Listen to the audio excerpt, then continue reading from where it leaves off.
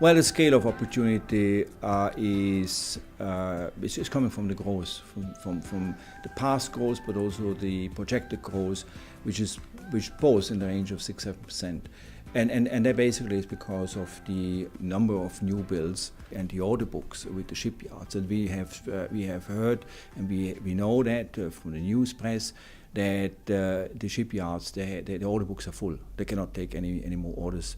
And that is what we know what the capacity is, which is going to be launched next couple of years. So we can very much assume that it's going to be 6-7%, which is higher than what we would see in most of the other retail channels, particularly in airport. We know that today still the U.S.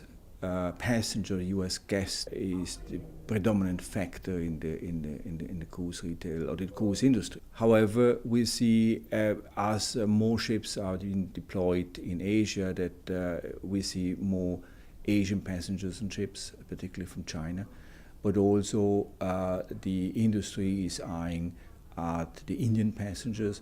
And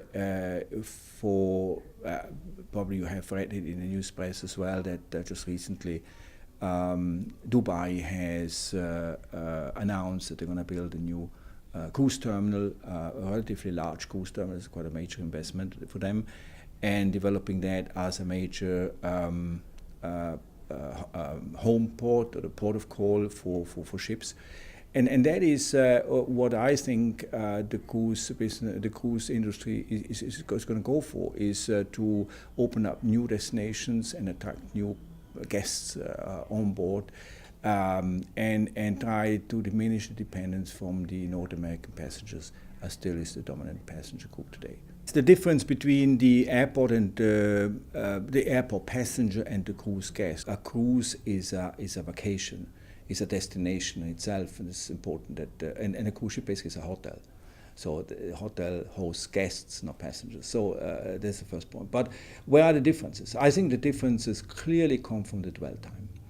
And the dwell time in airports is completely different than the dwell time on board a cruise ship.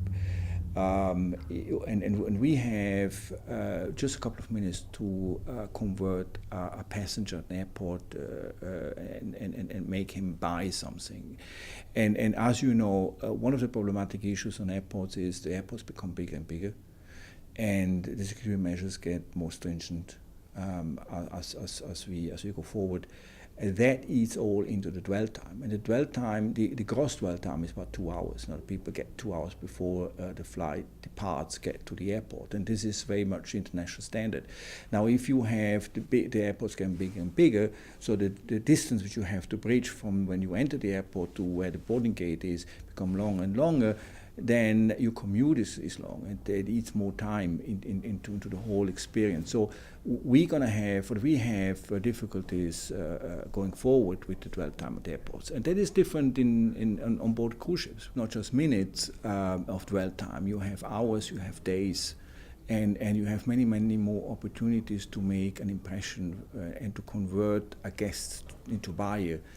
And especially relevant high ticket items. You have also something which you don't have at airports. In airports you sell products branded products. That can be different on cruise ship, because cruise ship you have to put the opportunity, the possibility also to test, to try, to engage the customer in activities and bring him to buy also new products which are not so well known. No? But which we believe have an appeal to a specific customer or the guest profile. No? So that is where I see the biggest difference in dwell time.